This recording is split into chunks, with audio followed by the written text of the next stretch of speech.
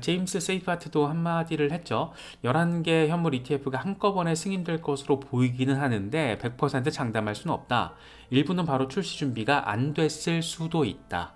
그러니까 이건 무슨 말이냐면 동시 승인 가능성이 높다라는 얘기를 지금 이렇게 약간 안 될 가능성을 대비해서 빠져나갈 구멍을 만들어서 이렇게 표현을 한 거죠. 예, 지금 분위기가 이래요. 그러니까 괜히 기대감을 갖게 만드는 건데 SEC가 또 재밌는 짓을 했어요. 도대체 SEC는 무슨 생각을 갖고 있는지 기관인지 모르겠는데 이번에 SEC가 디지털 자산 FOMO 경고 멘트를 날렸습니다. FOMO, Fear of Missing Out. 그러니까 남들이 디지털 자산에 투자해서 돈 벌고 있을 때 나만 못 버는 거 아니야 라는 이런 심리 때문에 무지성으로 달려드는 그런 심리, 포모 심리에 휘둘려서는 안 된다라고 다소 뜬금없이 이걸 지금 때렸어요. 그러면서 하는 얘기가 다른 사람들이 특정 상품을 산다라는 이유가 당신에게도 좋은 기회를 의미하는 것은 아니다. 뭐가 더 적절하고 투자 목적이 무엇인지 이걸 숙고해야 된다. 그러니까 디지털 자산 포모하지 마 라는 얘기를 이렇게 비트코인 현물 ETF 승인 기대감이 최고조에 오른 지금 어쩌면 사흘 뒤에 승인될지도 모르는 지금 상황에서 SEC가 이런 포모, 디지털 자산 포모를 경고했다. 이게 뭘까? 커뮤니티에선 당연히 긍정적인 이야기를 하고 있죠. 당장 비트코인 아카이브만 하더라도 갑자기 SEC가 디지털 자산 포모에 대한 경고를 했네? 이게 무슨 의미입니까? 비트코인 ETF on the way, 갈 길 가고 있다. 승인을 암시하는 거다. 이런 얘기를 지금 또 하고 있습니다. 되게 재밌는 상황이에요. 그래서 되긴 되려나 이런 생각이 드는데 바네크가 또 의미 있는 발표를 했습니다. 이 비트코인 현물 ETF 수익의 5%를 비트코인 개발자에게 기부하겠다. 우리는 장기적으로 여기에 투자할 것이다. 단순히 우리는 여기에 여행자로 와 있는 게 아니야. 정말 이 분야에 있어서 큰 관심을 가지고 있고 이 산업이 그러니까 비트코인 개발이 더 원활하게 이루어지도록 하기 위해서 비트코인 현물 ETF 수익의 5%를 개발자 재단에 기부를 하겠다. 되게 의미 있는 거죠. 그러니까 바네크 같은 정도의 사이즈에서 이런 얘기를 한다는 거 왜일까? 생각해 봐야 될 부분이 아닌가 싶습니다. 비트코인 ETF, 현물 ETF가 승인된 이후에 비트코인 가격이 어떻게 흘러갈지 이게 지금 관전 포인트잖아요. 이거는 사실 누구의 전망이 맞을지 뭐 이거는 판단이 의미가 없는 것 같아요. 뭐 어떤 사람은 뭐 샘슨 모 같은 사람은 몇 주 안에 100만 달러 간다 뭐 이렇게 말하는 사람들도 있는데 그건 모르는 겁니다. 거기다 그렇게 큰 액수가 지금의 어떤 거시경제 환경에서 고금리 상황에서 그 정도의 유동성이 갑자기 들어올 수 있을까? 약간 퀘스천 마크가 달리는 거죠. 일단 마이클 반데포페 같은 경우에는 지속적으로 지금 동일한 스탠스를 견지하고 있는데 이런 얘기를 해요. 비트코인 ETF가 암호화폐 시장에 있어서 가장 중요한 이벤트 가운데 하나다. 그런데 시세와 관련해서는 단기적으로는 부정적, 장기적으로는 긍정적인 영향을 예상한다. 그러니까 단기적으로는 승인되고 1분기에 쭉 급등한다. 어디까지? 52,000달러까지 내다볼 수 있을 것 같은데 그런데 그리고 나서 빠질 거라는 거예요. 일단은 45,000달러 거치고 나서 한 번 더 저항 맞고 그리고 나서 4만 달러 바로 밑까지 가서 어쩌면 35,000달러인데 어쩌면 그런데 여기서 반등을 해준다라면 그때부터 반감기 랠리를 하게 될 것이다. 그러니까 비트코인 현물 ETF 승인 직후에 한번 고점 찍고 그리고 나서 하락 조정 횡보를 벌이다가 반감기 전후 시점에서 한번 빠졌다가 다시금 반감기 랠리를 진행할 것이다 라는 얘기를 지금 3데이 차트를 통해서 이야기를 하고 있습니다. 그런데 이 양반은 비슷한 얘기를 계속 지속적으로 해왔어요. 비트코인 현물 ETF 승인 이후에 48,000달러에서 51,000달러 구간까지 고점을 찍고 다시 36,000달러에서 38,000달러까지 되돌릴 것으로 개인적으로는 예상하고 있다. 뭐 이런 말들도 이미 했거든요. 그래서 그냥 모아가는 분들, 마이클 셀러처럼 가격 상관없이 뭐 주기적으로 모아가시는 분들은 신경 안 쓰셔도 되고 이 수량 늘리기를 하시는 분들은 신경 안 쓰셔도 되고 이게 중간중간 스윙 거래로 접근하시는 분들은 이런 것들도 하나의 시나리오로 대비를 하실 필요가 있지 않나 개인적으로는 좀 생각이 됩니다. 뭐 샘슨 모 같은 비트코인 맥시멀리스트들의 이야기처럼 뭐 빠른 시간에 10만 달러, 100만 달러까지 가면 좋죠. 진짜 우리 모두가 얼마나 그런 숫자 보면 좋겠어요. 그런데 그거는 알 수가 없죠. 거기다가 맥시들은 자기들의 재산이 지금 걸려 있는 거라서 자기들의 이권과 관련이 있잖아요. 그래서 그렇게 얘기하는 거는 어느 정도는 걸러서 들어야 될 부분들도 있고 뭐 그렇게 되면 좋겠습니다만, 나름의 우리가 조금 합리적인 정보 소비자로서의 관점에서는 적절히 거르고 여러 가지에 있어서 상황적인 시나리오로 대비를 해야겠죠. 첫 번째, 예를 들면 몇 주 안에 100만 달러 간다. 또 하나, 두 번째 시나리오.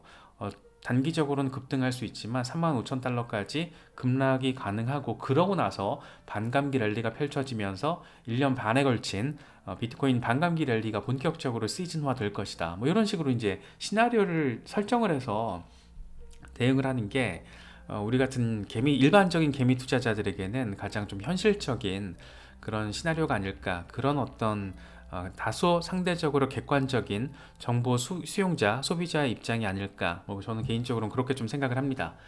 알트코인 셰르파 같은 경우에는 이거 우리가 한번 다뤘던 건데, 뉴스에 매도하는 이벤트가 발생을 하더라도, 다시 말해서 비트코인 가격이 셀더 이벤트 식으로 가더라도 나는 매수 포지션을 유지할 거야.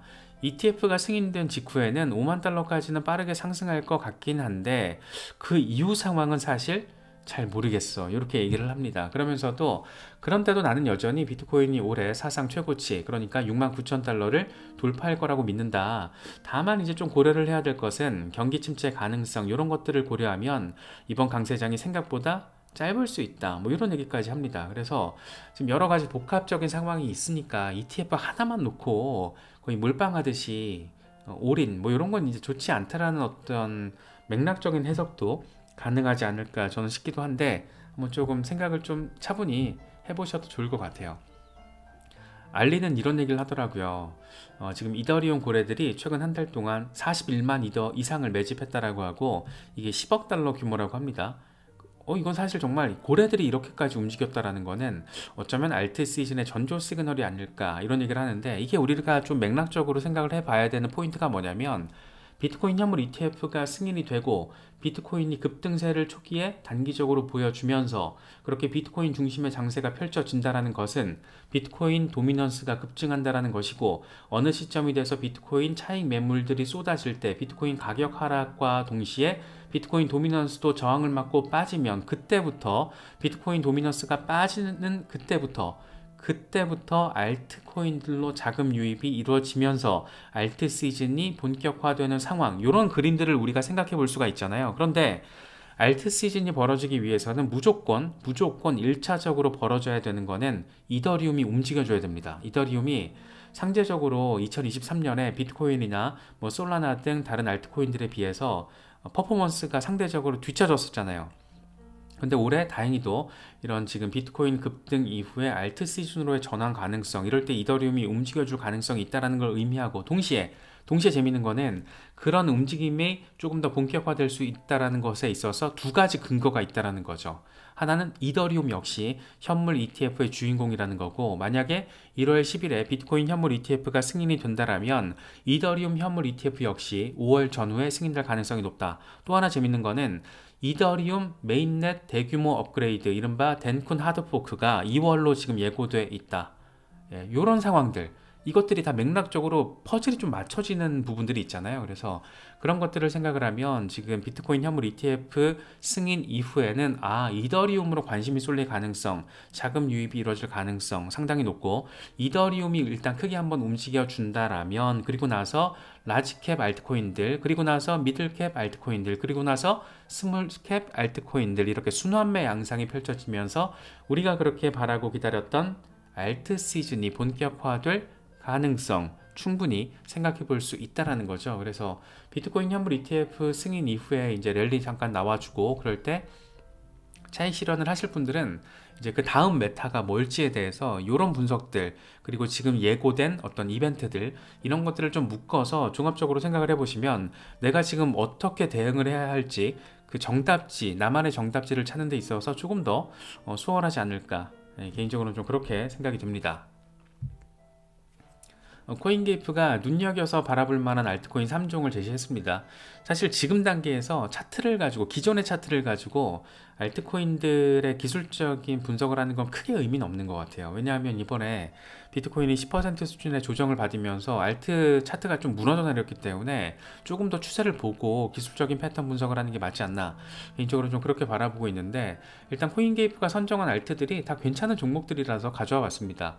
첫 번째로 폴리곤 매틱, 이더리움 레이어2 프로젝트로서 웹3 활성화를 위해서 굉장히 노력을 하고 있다, 이런 점을 거론을 하면서 폴리곤을 선정을 했더라고요. 그러면서 0.8달러 부분이 적절한 진입 타이밍이 되지 않을까, 뭐 이렇게 좀 이야기를 던지고 있고, 두 번째로는 아비트럼 같은 경우에는 지금 네트워크 스테이킹 총 예치 자산 TVL이 100억 달러를 돌파했다라고 하더라고요. 이게 지금 레이어2 프로젝트 가운데 처음으로 100억 달러를 돌파한 거라서 아비트럼에 대한 관심도 역시 상당히 뜨겁구나, 이렇게 좀 느낄 수 있는 부분이고, 1.34달러 정도로 후퇴할 경우에는 관심 가질만 하다, 뭐 이런 얘기를 코인게이프가 하고 있어요. 이건 그래서 이 코인게이프가 지목한 이런 숫자, 이 진입 가능 시점에 대해서는 좀 봐야 됩니다. 이거에 무조건 이때 들어가면 당연히 후회할 거고, 이때 지금 상황이 비트코인의 흐름이 어떤지까지 염두에 두고 관심 있으신 분들은 리서치를 하셔야 됩니다. 체인링크는 사실 말할 거 없죠. 우리가 지난해 하반기에 집중적으로 짚었던 종목 가운데 하나고, 여기 계신 많은 분들이 체인링크를 통해서 수익화를 하셨을 텐데, 지금 이제 이번 암호화폐 강세장에 굉장히 강력한 메타 가운데 하나가 실물 자산 토큰화, 리얼 월드 에셋, 이게 될 거라는 거 우리는 여러 차례 살펴봤었잖아요. 이거는 비단 체인링크 뿐만 아니라 이것과 관련된 프로젝트들이 굉장히 많이 있습니다. 뭐 아발란체도 여기에 들어갈 거고, 조금 더 길게 보면 부동산 자산 NFT에 지금 주목하고 있는 리플도 실물 자산 토큰화 이슈 테마에 들어가게 되는 거죠. 그래서 굉장히 많은 프로젝트들이 있는데, 상징적인 게 지금 체인링크죠. 굉장히 상징적인 게. 그래서 체인링크가 장기 추세선을 유지할 경우에, 다시 말해서 14달러 위에서 잘 지지를 해준다라면 새로운 상승에 대한 기대가 가능하다. 이 14달러 위에서 지지를 잘 확인해주면 그 다음 타겟은 17, 8달러, 그리고 나서 이제 한 25달러 정도까지 내다볼 수 있는 상황인데, 체인링크는 약간 트레이딩의 관점보다는 인베스트의 관점으로 바라봐야 되는 종목이 아닌가, 좀 개인적으로는 좀 그렇게 생각을 합니다. 그래서 워낙 튼실한 종목이고, 블록체인 영역으로 어떤 실물, 우리가 사는 실제 세상의 데이터가 블록체인으로 영역으로 옮겨가는 그 중간에 링키지 역할을 하는 게 체인링크거든요. 예, 그래서 되게 재밌는 프로젝트예요. 그래서 체인링크는 장기 대응 종목 좀 고민하고 계신 분들은, 그러니까 트레이딩이 아닌 인베스팅의 관점으로 좀 고민하시는 분들은 체인링크를 좀 길게 바라보셔도 충분히 가치 있는 프로젝트가 아닐까 생각이 듭니다. 이거 재밌더라고요. 지금 그레이스케일이 디지털 라지캡 펀드에다가 이번에 XRP와 아발란체를 추가했습니다. 매틱을 빼고 XRP랑 아발란체를 넣었더라고요. 그래서 야, 이거 어떻게 생각을 하면 리플 소송 이후에 이제 XRP 신탁, XRP 현물 ETF가 이제 나올 수 있구나. 다시 말해서 원래 XRP 신탁이 있었잖아요. 비트코인 신탁, 이더리움 신탁과 더불어서. 그런데 리플 소송 당하자마자 그레이스케일이 이거 해산시켜 버렸거든요. 그런데 지금 디지털 라지캡 펀드에다가 XRP를 추가시켰다고? 비트코인이 70% 가까이 되고, 비중이 이더리움이 22% 가까이, 솔라나가 3.4, 그리고 XRP가 2.5, 에이다가 1.5, 이번에 아발란체가 1% 이렇게 들어간 거거든요. 여기 원래 매틱이 있었는데 XRP랑 아발란체가 들어가고 매틱이 빠졌어요. 이게 어떤 의미일까 생각을 잘 해봐야 된다는 거죠. 특히 이제 아발란체 같은 경우에는 JP모건이랑 같이 협력도 하고 있고, 하반기 들어서 급등을 했었던 가장 강력한 메타가 JP모건과 협력 이슈였잖아요. XRP는 사실 이제 유틸리티와 펀더멘털과 관련해서는 더 이상 뭐 이제 말할 것도 없고, 그래서 이런 측면에서 그레이스케일이 지금 비트코인 현물 ETF로 GBTC가 전환되는 그런 딱 직전의 상황에서 XRP에 대해서 이런 얘기를 하고 있다. 굉장히 긍정적으로 바라볼 수 있는 그런 부분이 아닐까 생각이 듭니다. 그래서 여러 가지 지금 이야기들이 긍정적으로 나오고 있는데, 이런 부분들 잘 참고하실 수 있으면 좋겠습니다.